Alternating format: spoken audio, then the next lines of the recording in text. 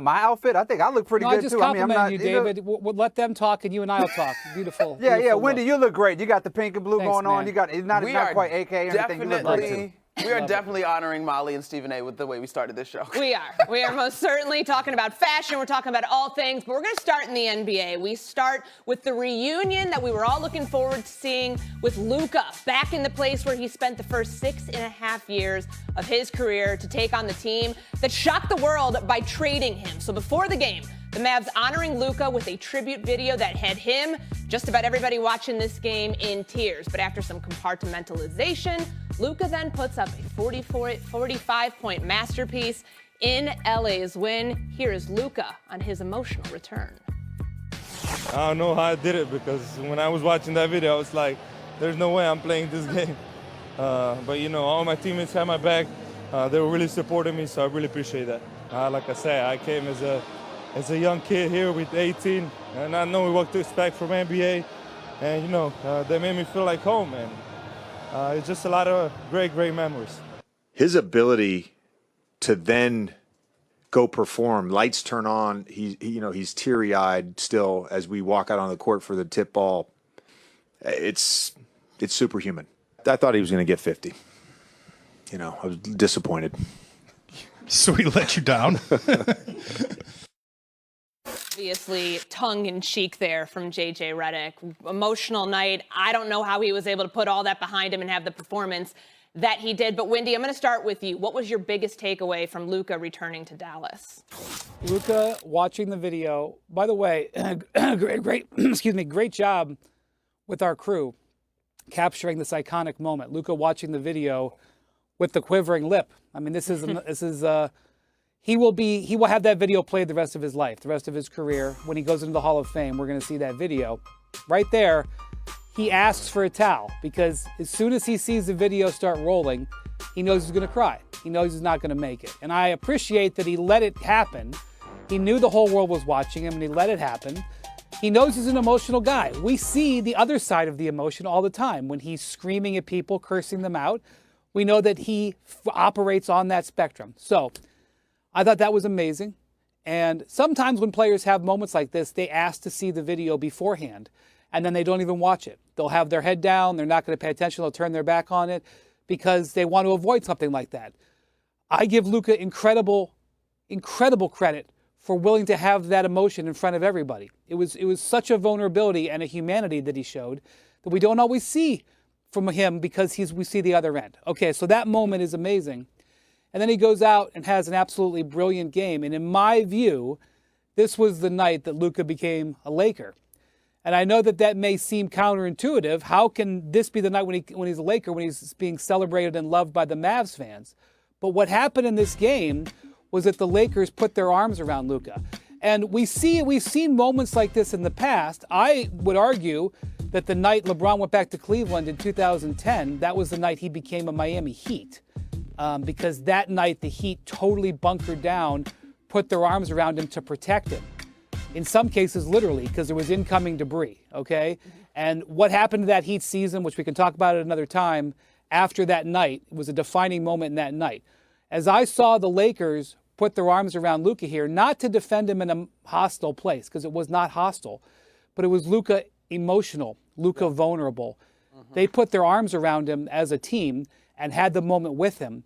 And they had a spectacular game. It was an important game on their schedule, guys. They need to win these games to secure their seeding, and they did. And Luka was great. And he was not just great making the three, because that's what his game has been recently. It's either he makes threes or he doesn't. He went to the basket, and LeBron went to the basket. And the Lakers had a great defensive game plan that they executed against Anthony Davis. And it was a beautiful moment. And I don't know what will happen the rest of the season. This Lakers roster still has challenges. But I know that Luka grew closer to his team last night. And what did he say to Lisa Salters when he walked off the court? He said, it's time to move on now. He's a Laker now. And so here we go. Let's see how far he can go this season. That was a beautiful, positive, wonderful way to look at this game. I'm going to look at it from the other side, from the Dallas side. This was a brutal game to watch. This was like the one that got away, pulling up to the club with their new bae and you having to watch them dance all night in the club. And I can't relate to that, anywhere. David. Well, there's two of my worst. Look, your worst fear in the world is the one that got away, and the second worst fear is having to watch them do what Luka did with that Lakers team. That was tough to watch. Everybody was sad. Luka was sad. Mavericks fans were sad. You can see their TikToks of Mark Cuban shaking his head. They're sad about what was going on.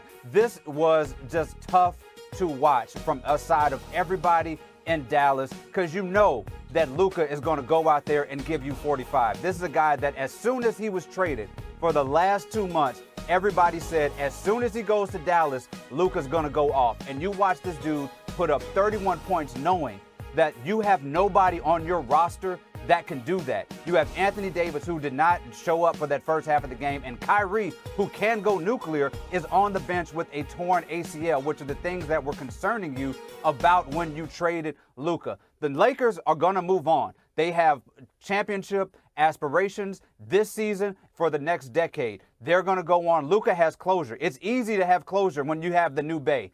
Dallas, the city of Dallas, everybody in that arena, they will remember this night for the rest of that franchise's history, because this was the salt in the wound of one of the saddest moments in Dallas Mavericks history. Yes, but I think it has potential to get more trickier. I don't know. I'm trying to figure out where that night will fall, David, in terms of the arc. If, let's say, both of these teams go on to win championships, right? Both Dallas and Lakers on maybe similar timelines, but let's say they both get a championship in the next 5 years. I think the thing that makes last night unique and why I don't necessarily see it as sad is because of the way that those fans put their arms around Luka as well. Like, I expected him to be welcomed, the video, maybe be cheered through maybe the first quarter, I'll give you first half, but for him to still be being cheered as if he was one of their own throughout the course of that ball game, I know that that fan base is upset about the trade, and we all can pontificate about whether or not it will pan out. But I don't know if I will see this one as sad. Like, we talked a bunch about the T-shirts that were left this morning. I think it's tough, but I think it would be sadder if Luka's able to go on and win championships and Dallas is still sputtering its heels or sputtering its rudders in terms of trying to get healthy. But I thought last night was probably one of the more unique experiences that we'll witness in sports in terms of so many people being centered around one guy. Yeah, it's, what David brings up, that when he was traded, we all thought he was going to go wherever, whether it was to the Dallas game that they played when they played out in Los Angeles and go off, and that was probably his quietest triple-double he had that game. Last night didn't feel like he went into Dallas trying to get his lick back, right? It felt, it's sad that there was an emotion, and what Windy brings up, he told Lisa Salters after the game, it's time to move on. It's closure to a degree, but it's also just like this gigantic what-if